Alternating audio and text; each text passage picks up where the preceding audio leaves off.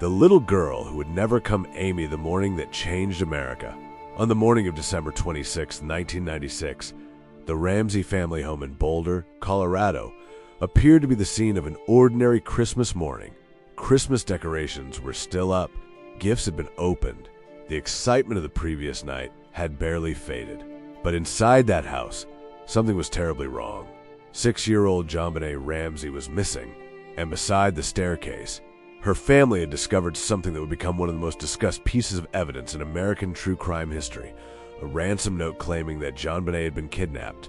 At first, police treated it exactly as they were supposed to. This could be a kidnapping. A child might still be alive. Every minute mattered. The Boulder Police Department responded to the Ramsey home after Patsy Ramsey called 911 and reported finding the ransom note. Investigators began working under the assumption that they were dealing with a kidnapping for ransom. Federal authorities, including the FBI, were contacted for assistance. But there was a problem. The supposed kidnapping had happened inside a house where the family was still present. And before the day was over, investigators would discover that JonBenét had never left the home at all. She was already there, dead. That discovery transformed what initially appeared to be a kidnapping into a homicide investigation. And from that moment forward, nearly every detail inside the Ramsey house would become a question. Who wrote the ransom note? Why was it so unusual? How had someone entered the house? Why had JonBenét been attacked? And most importantly, who killed a 6-year-old girl on Christmas night? Who was JonBenét Ramsey? Before JonBenét became a name known around the world, she was simply a 6-year-old girl growing up in Boulder. She was born on August 6, 1990, and attended High Peaks Elementary School. Her father, John Ramsey, was a successful businessman and the CEO and president of Access Graphics. Her mother, Patsy Ramsey, was deeply involved in her daughter's life. JonBenét also had an older brother living at home at the time. To millions of people who would later see photographs of her, JonBenét became associated with the world of children's beauty pageants. But behind the photographs and television coverage was a child whose life had been built around family, school, Christmas traditions, and an ordinary childhood. That is what makes the events that followed so difficult to comprehend. Because there was nothing about the morning of December 26th that looked ordinary. The little girl who should have been waking up after Christmas was gone, and her parents were telling police that someone had taken her. Christmas night, the previous evening had been Christmas for the Ramsey family. The night had included a Christmas celebration and time with family friends. JonBenét had gone to bed expecting the kind of morning most 6-year-olds dream about. Presents, family, Christmas excitement. There was no public warning that anything was about to happen. No obvious sign that the family's lives were about to be permanently destroyed. But sometime during the night, the situation changed. By the morning, Patsy Ramsey said she had discovered a ransom note. The note claimed that JonBenét had been kidnapped. Its message demanded money and warned the family not to contact authorities. That detail would become one of the first major mysteries in the case. Because if a kidnapper had truly entered the home, taken a child, and demanded money, investigators would need to understand exactly how it happened. The house itself would become a crime scene. Every room mattered. Every doorway mattered. Every object mattered. And the ransom note became one of the first pieces of evidence investigators had to examine. 911 call. Patsy Ramsey called 911. Her daughter was missing. A ransom note had been found. Police arrived and began responding to what they believed could be an active kidnapping. At this stage, investigators had a very different problem from the one they would face only hours later. They weren't looking for a murderer. They were looking for a missing child, and they had to consider the possibility that the person responsible might still be holding her somewhere. That meant time was critical. The initial police response focused on the ransom demand and the possibility that JonBenét had been taken from home, but as officers remained at the residence and the investigation continued, something unexpected happened. The search of the house eventually led investigators into the basement, and there, inside the Ramsey home, they found JonBenét. She was dead. The 6-year-old girl who had supposedly been kidnapped was still inside the house. The case had just changed forever. A kidnapping becomes a murder investigation. The official findings were devastating. An autopsy determined that JonBenét's death was a homicide. The coroner determined that the cause of death was asphyxia due to strangulation. Now investigators were no longer trying to negotiate with a kidnapper. They were trying to reconstruct a murder. And that meant the Ramsey home was no longer simply a family residence. It was a principal crime scene. Police began methodically processing the house, searching for evidence that might explain what had happened during the night. The home was large, and investigators understood that processing it properly would take time. Additional personnel were brought in to assist with the search. But the more investigators examined the circumstances, the stranger the case appeared. There was a ransom note, there was a dead child, there was a family inside the house, and there was no obvious answer. The first questions. A murder inside a private home creates an immediate question. Who had access? Was this the work of a stranger? Could someone have entered the house without the family's knowledge? Was the ransom note genuine? Or was it connected to something that investigators had not yet understood? At this early stage, police did not publicly identify a suspect. In fact, their December 27, 1996 update stated that no arrests had been made and that there were no suspects at that point. The investigation was still ongoing. That uncertainty would become one of the defining characteristics of the Ramsey case, because unlike many homicide investigations, there would be no simple answer waiting around the corner. Instead, the case would grow more complicated with every new piece of evidence. The ransom note would be examined again and again. The house would be scrutinized. The family statements would be questioned. Possible intruder scenarios would be debated. Forensic evidence would become central. And as the investigation continued, JonBenét's death would move far beyond Boulder.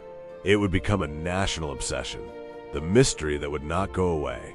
Within hours, the basic facts were horrifying enough. A 6-year-old girl was dead. She had been reported kidnapped. Her body was found inside her own home. But the deeper mystery was only beginning, because if someone had entered the Ramsey house, investigators needed to understand how. If the ransom note had been written by an intruder, why had the killer left it behind? If the crime had been committed by someone known to the family, what was the motive? And if the person responsible had entered and left the house, what evidence had they left behind? Those questions would follow investigators for years, and they would eventually divide public opinion into competing theories. Some center on the possibility of an intruder. Others focus on the people closest to JonBenet. But in those first hours, none of those theories had been proven. There was only a crime scene, a ransom note, a devastated family, and a 6-year-old girl whose death had just turned a quiet Boulder Christmas into one of America's most haunting unsolved murder cases. The investigation had officially begun. But before detectives could answer who killed JonBenét Ramsey, they first had to answer a much more basic question. What really happened inside the house during the hours between Christmas night and the discovery of her body? And that is where the mystery begins. The house of secrets, a crime scene full of questions. By the time investigators understood that JonBenet had been killed inside the Ramsey home, the case had already taken a dramatic turn. What had begun as a possible kidnapping was now a homicide investigation, and the house itself held the answers. Or at least, investigators hoped it did. The Boulder Police Department began methodically processing the Ramsey residence. It was a large home, and authorities acknowledged that examining it properly would take time. Additional investigators and crime scene personnel were brought in to assist. But the size of the house was only part problem. The bigger problem was that investigators were trying to reconstruct events that had happened while the family was still inside. Somewhere between Christmas night and the morning of December 26th, JonBenet had been attacked, and somehow, whoever was responsible had left behind a trail that investigators would spend decades trying to understand. The first major piece of that puzzle was the ransom note. The ransom note. The note was not an ordinary message. It was presented as a ransom demand, and its existence immediately shaped the direction of the investigation. Police initially responded to the Ramsey home as a possible kidnapping for ransom case. The FBI and the district attorney's office were also asked to assist. But once JonBenet was found dead inside the house, the note became something else. It became evidence. Investigators had to ask who had written it, when it had been written, and why it had been left behind. And there was an even more basic question. Why would a killer leave a ransom note inside the very house where the victim was found? That question would become one of the central mysteries surrounding the case. The note was unusually important because it appeared to tell investigators what the offender wanted them to believe. But investigators couldn't simply accept the story written on the page. They had to determine whether the story was true, what was real, and what wasn't. This distinction would become critical. A ransom note can tell investigators what someone claims happened. It does not automatically prove what actually happened. And in JonBenét's case, the physical evidence inside the house had to be compared with the story presented by the note. Police therefore began examining the residence piece by piece. The December 28th police update described the Ramsey home as the principal crime scene and said investigators were conducting a methodical search in stages. Authorities expected the preliminary processing alone to take several days. That detail matters, because the case would eventually become famous for theories built around tiny details.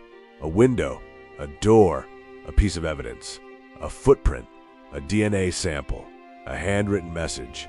Every detail seemed capable of supporting one theory, while raising another, and that was the beginning of the problem. The evidence did not produce one simple story. Instead, it produced competing stories. The intruder theory. One possibility was straightforward. Someone outside the family had entered the Ramsey residence. If that were true, investigators needed to determine how the person got inside, where they moved to the house, how they encountered JonBenét, and how they escaped without being identified. The idea of an unknown intruder would remain one of the major theories surrounding the case, but it was only a theory. At the same time, investigators had to examine another possibility. What if the person responsible had not been a stranger at all? What if the answer was closer to home? That question would place the Ramsey family under extraordinary scrutiny, and over the years, public discussion surrounding the case would become increasingly intense. The family under the microscope. John and Patsy Ramsey were suddenly at the center of one of the most famous murder investigations in the country. They were JonBenét's parents. They were also among the people who were inside the home when police arrived. That alone did not establish guilt, and it is important to separate suspicion, public speculation, and evidence.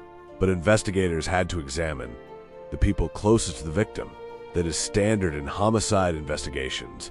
The problem was that in this case, every question about the family was immediately amplified by the national media. The Ramsey name became familiar across America. Television networks covered the investigation. Newspapers followed every development, and the public began forming opinions long before the case had reached a definitive conclusion. Some people believed an intruder was responsible. Others focused on the family. Still others believed the evidence pointed in conflicting directions. And as the media attention grew, the investigation became more difficult to separate from public speculation. The evidence problem. There was another issue that would become increasingly important as the years passed. DNA. Modern audiences often think of DNA as almost magical evidence. A sample is found, a laboratory analyzes it, a name appears, case solved. But real forensic investigations are rarely that simple. The significance of a DNA finding depends on where the sample came from, how it was collected, how it was preserved, how it was interpreted, and whether investigators can establish a meaningful connection between that DNA and the crime. In the Ramsey investigation, DNA will become one of the most important areas of continuing work. Boulder police later reported that nearly 1,000 DNA samples had been analyzed and that the department had continued working with the Colorado Bureau of Investigation as technology improved. The department has also said that DNA evidence continues to be checked for potential matches. That means the scientific story of JonBenét Ramsey did not end in 1996. It continued evolving, a case that refused to settle. As investigators worked through the evidence, the case developed into something unusual. There wasn't one universally accepted explanation. Instead, there were competing interpretations. If an intruder was responsible, how did that person enter and leave? If someone inside the home was responsible, what was the motive? What did the ransom note actually mean? What could the forensic evidence establish? And what could it not establish? Those questions became the foundation of the Ramsey mystery. And because the case remained unsolved, Every new development had the potential to reopen old questions. That is one reason the story never disappeared. A sorry case eventually reaches an ending. The Ramsey case never did. The investigation expands. The Boulder Police Department continued following leads, and the scale of the investigation became enormous. According to the department, detectives have followed up on more than 21,016 tips, letters, and emails, traveled to 19 states, and interviewed or spoken with more than 1,000 people connected to the investigation. Those numbers reveal just how enormous the search became. Thousands of people, thousands of pieces of information, and yet no definitive answer.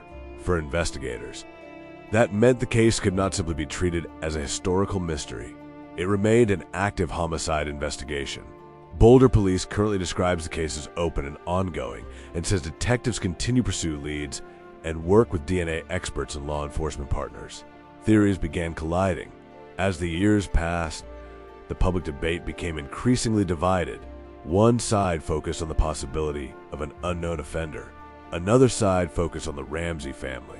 And each theory came with its own questions. The intruder theory had to explain the physical evidence and the circumstances inside the house. The family theories had to explain why someone close to JonBenét would have committed such a crime and how the events of that night could have unfolded. But there was a danger in both directions. A theory can become so convincing that people begin treating it as fact, and that is exactly what must be avoided in a case that remains officially unsolved. The truth has to come from evidence, not from repetition, not from television commentary, and not from the fact that millions of people have debated the same theory for decades. The questions that would survive for decades. By the end of the initial investigation, the central questions were still there. Who wrote the ransom note? Who entered the house? Who attacked JonBenét? Was the person responsible someone known to the family? Or was it someone investigators had never identified? And what did the forensic evidence actually tell them? There was another question, perhaps the most important of all. Could modern science eventually reveal something that investigators in 1996 simply could not see? That question would become increasingly important as technology changed. Because the Ramsey case was not frozen in 1996. DNA science continued to evolve. Forensic testing became more sophisticated. Cold case investigations developed new methods, and investigators kept returning to old evidence with new questions. In 2023, Boulder Police announced that it had convened a Colorado cold case review team made up of investigative, analytical, and forensic experts, including partners from the FBI, Colorado Bureau of Investigation, and Boulder County District Attorney's Office. The purpose was to generate additional investigative recommendations and determine whether updated technology or forensic testing could produce new leads. After decades, investigators were still looking, still testing, still asking, and still trying to determine what happened to a 6-year-old girl on Christmas night. But before the case could move toward modern forensic science, investigators would have to confront the theories that had dominated the investigation for years. Because the deeper they went, the more complicated the story became. And somewhere inside that complexity was a question that had haunted America for decades. Was the person who killed JonBenét a stranger who entered the house, or someone much closer to home?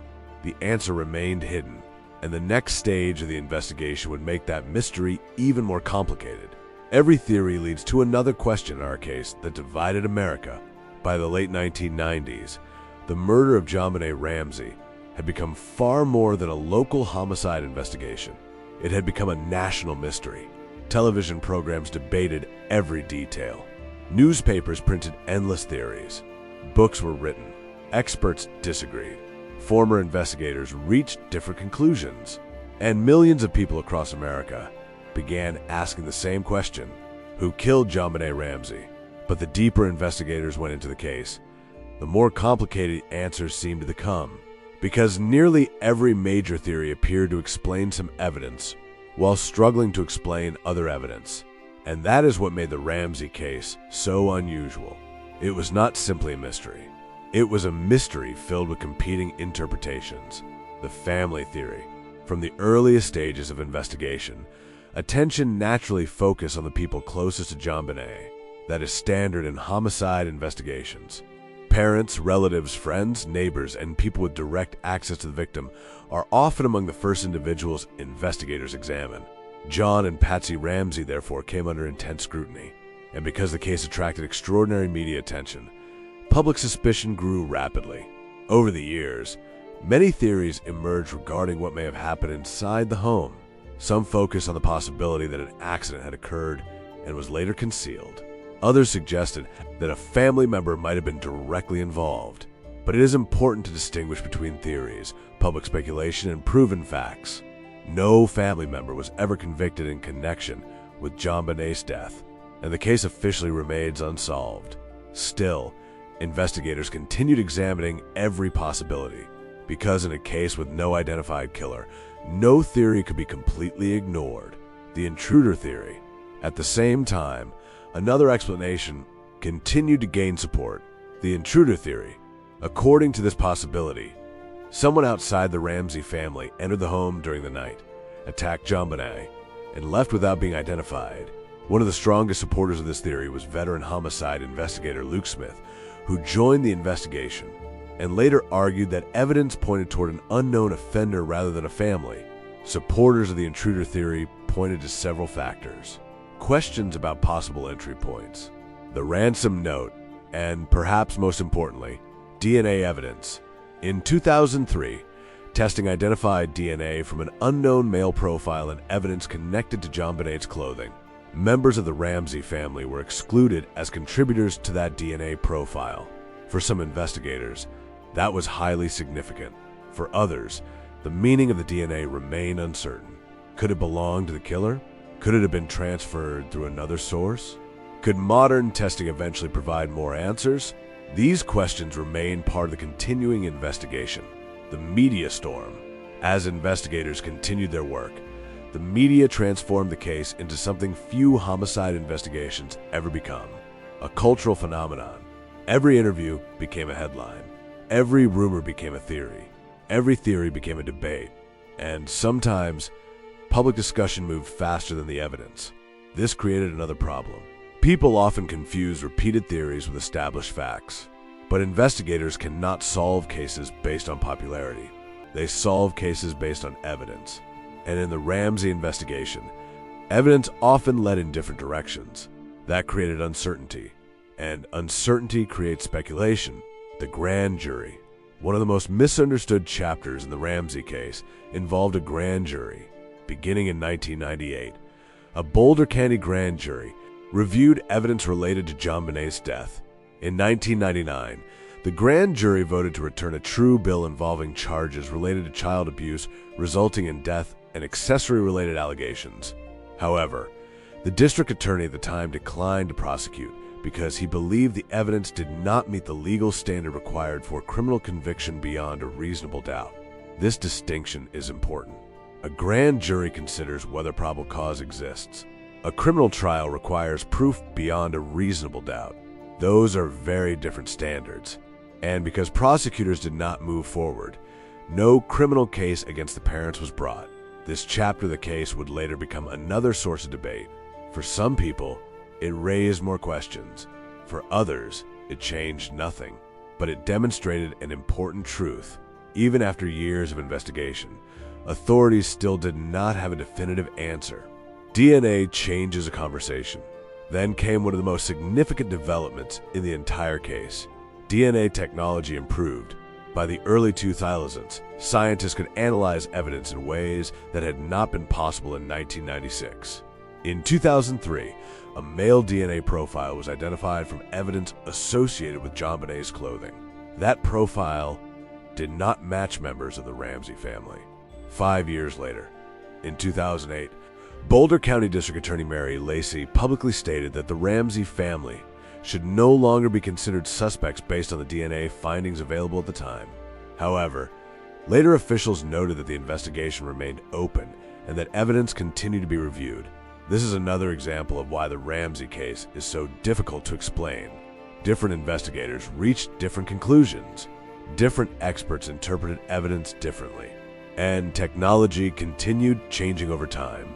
The problem with certainty, perhaps the most important lesson in the Ramsey case, is this: Certainty can be dangerous. When people become convinced of one theory too early, they may stop considering alternatives. That risk exists in every investigation, but it is especially important in an unsolved case because every unanswered question matters. Who wrote the ransom note? Who left the DNA? Who moved through the house that night? Who had knowledge of the home's layout?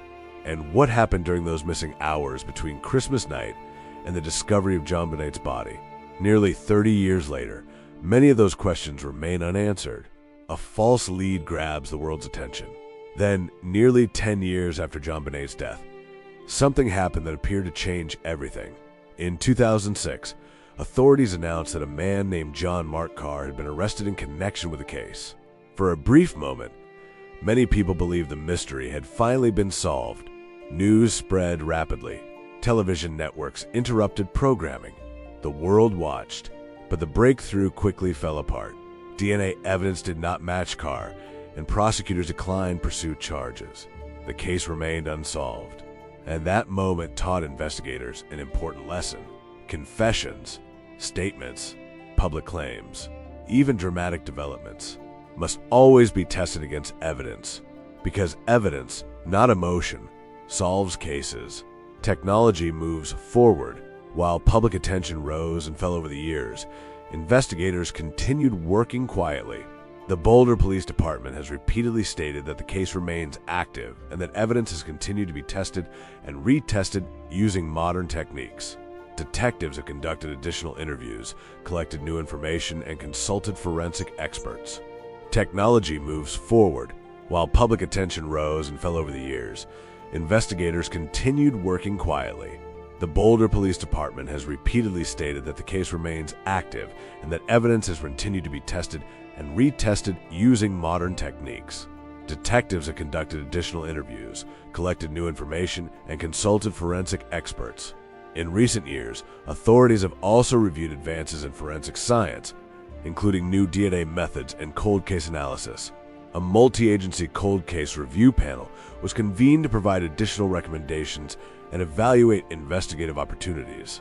That means the story of JonBenét Ramsey is not just a story from 1996. It is also a story about science, about evidence, about changing technology, and about a mystery that refuses to disappear. The question that remains: for decades, people have argued over theories: family, intruder, DNA, the ransom note, the crime scene. But beneath all of those debates remains a much simpler question. What does the evidence actually tell us? Because somewhere in that evidence, perhaps in a DNA sample, perhaps in a forgotten lead, perhaps in a detail investigators have not yet connected, may be the answer that has remained hidden for nearly 3 decades. And that brings us to the next chapter. The chapter where science, technology, and modern forensic methods may hold the key to solving one of America's most haunting mysteries. Could DNA finally reveal the identity of the person who killed JonBenét Ramsey? Or would the mystery continue into another generation? That is where the investigation turns next. The DNA that refused to give up the ANSW, the evidence that could outlive the suspects. For years, investigators have been forced to work with the same basic problem. JonBenét Ramsey was dead. The crime scene had been examined. Thousands of leads had been followed. People had been interviewed. Theories had been investigated. And yet, the person responsible had never been convicted. But there was one category of evidence that continued to offer investigators something the theories could not: DNA. DNA does not care what the public believes. It does not care which suspect is more famous. And it does not change because a theory becomes popular. If properly collected and interpreted, biological evidence can provide a connection between a person and a crime scene. But in the Ramsey case, the DNA evidence was never as simple as finding a sample and immediately identifying a killer. The available samples were extremely small and complex. Boulder police has acknowledged that additional testing can potentially consume some or all of limited forensic material, meaning investigators have had to balance the desire for new testing against the need to preserve the evidence.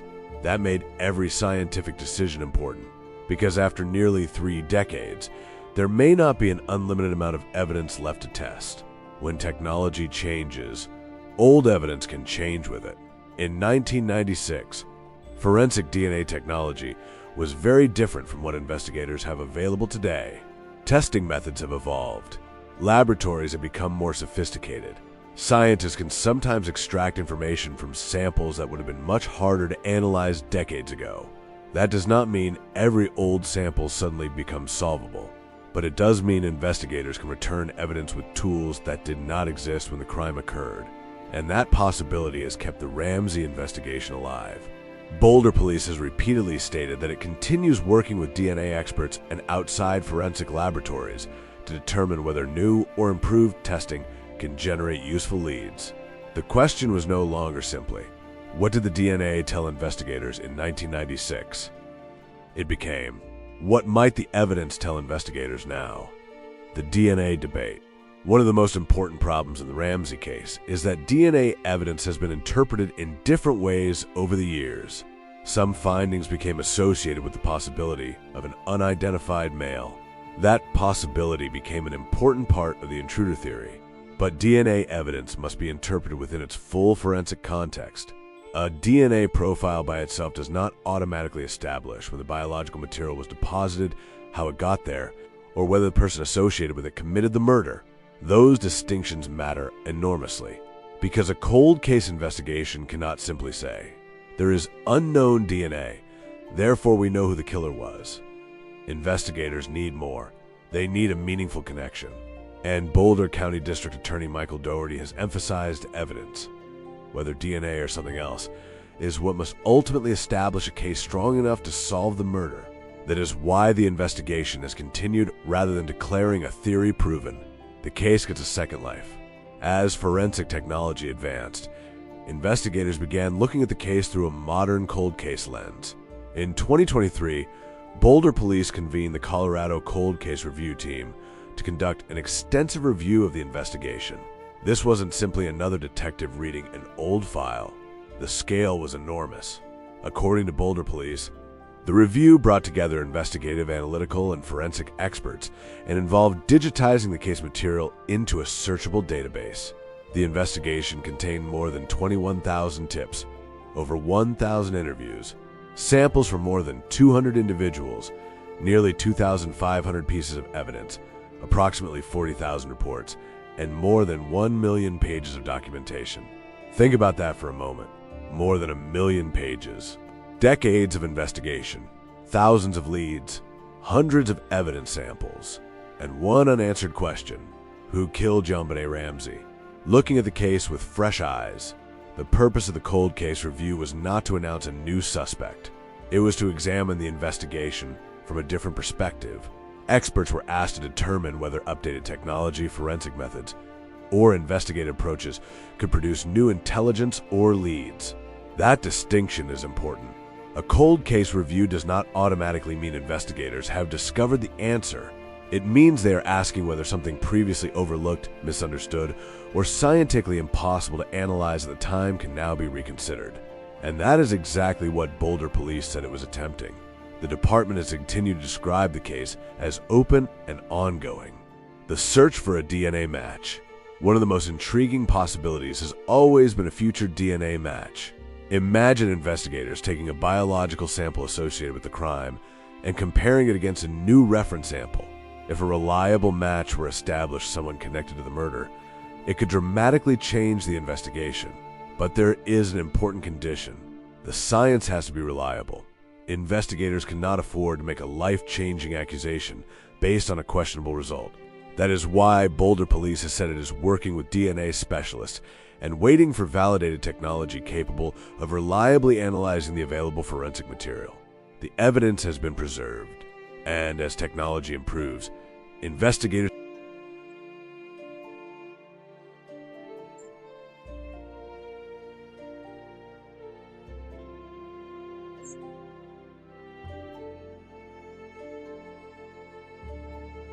claimed that he was responsible for her death.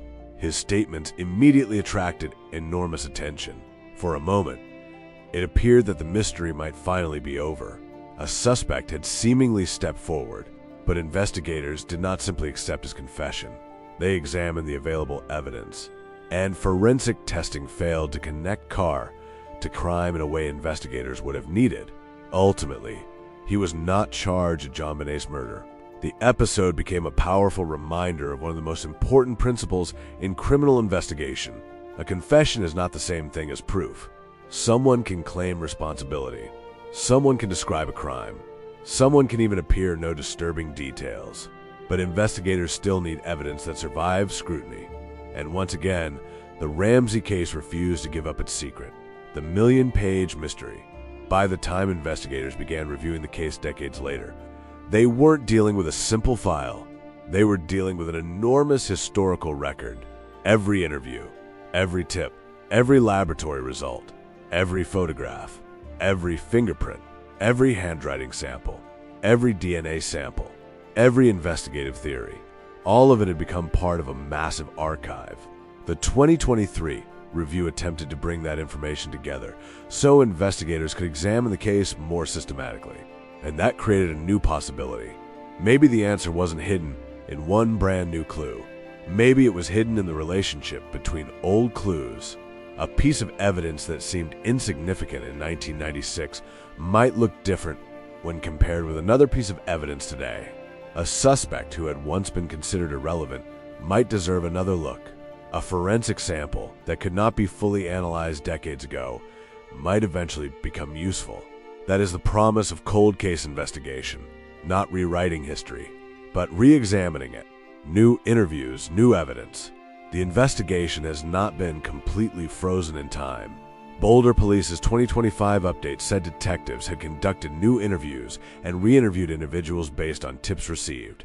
The department also reported that it collected new evidence and tested or retested other evidence in an effort to generate new leads. That means the case remains active, even after nearly 30 years. And that is perhaps the most important fact about the JonBenét Ramsey investigation today. This isn't officially a closed historical mystery. It is still an open homicide investigation.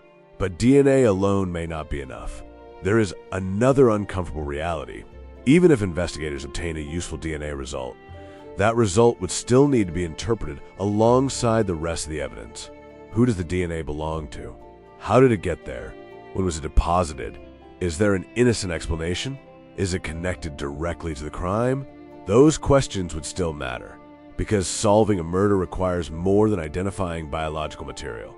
It requires establishing a credible connection between evidence, circumstances, and the person responsible. That is why the investigation continues to involve DNA experts, law enforcement agencies, forensic laboratories, and cold case specialists. The mystery still stands. After all these years, the fundamental questions have not disappeared. Who entered the Ramsey home? Who wrote the ransom note? Who attacked JonBenét? Why was she killed? And who, if anyone, left behind the biological evidence investigators continue to study? The answers remain unknown, but investigators have not abandoned the possibility that science may eventually provide another path forward. Boulder Police's current position is clear. The case remains open. Investigators continue pursuing leads, and DNA technology remains an important part of the effort to identify JonBenét's killer. And that brings the story to its final chapter.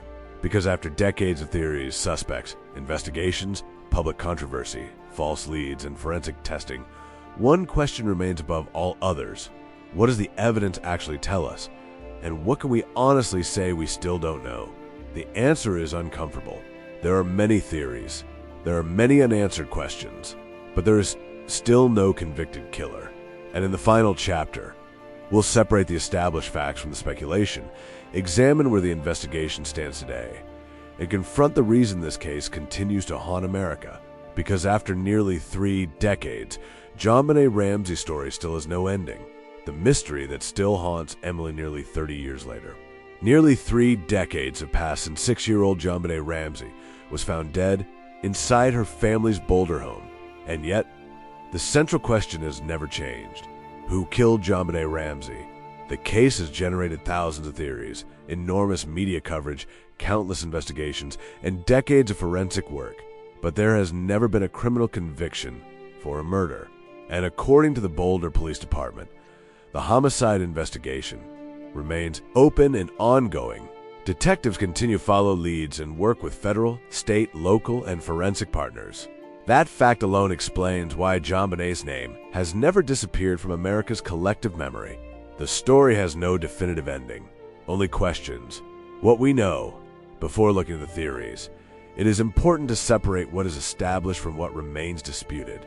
JonBenét Ramsey was 6 years old when she was reported missing on December 26, 1996. Her family reported finding a ransom note inside their Boulder home. Police responded to the residence, and JonBenét was later discovered dead inside the house. An autopsy determined that her death was a homicide, with strangulation identified as the cause of death. Those facts are not theories. They are the foundation of the case. Almost everything beyond those basic facts has been debated, and that is where the mystery becomes complicated. What we still don't know, we still do not know with certainty who killed JonBenét. We do not know exactly what happened inside the Ramsey home during the critical hours of Christmas night.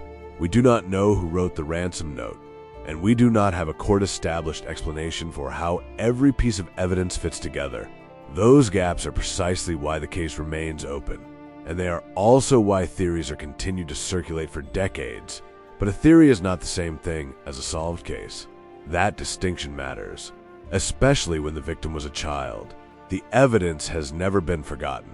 One of the most remarkable aspects of the investigation is the sheer volume of material investigators have accumulated.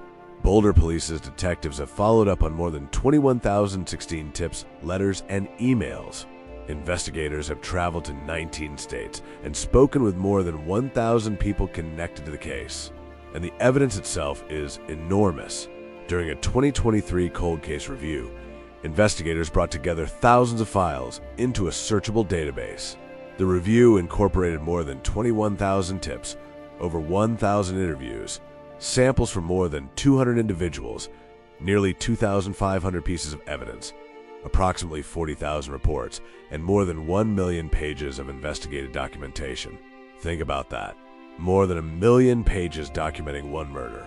And still, no definitive answer. The cold case review. In 2023, Boulder Police convened the Colorado Cold Case Review Team. The goal was not simply to repeat the investigation. It was to examine the case with fresh eyes, investigative experts, analytical experts, forensic specialists, representatives from agencies including the FBI, Colorado Bureau of Investigation, and Boulder County District Attorney's Office participated in the review process. The investigators examined the case using modern technology and contemporary cold case practices.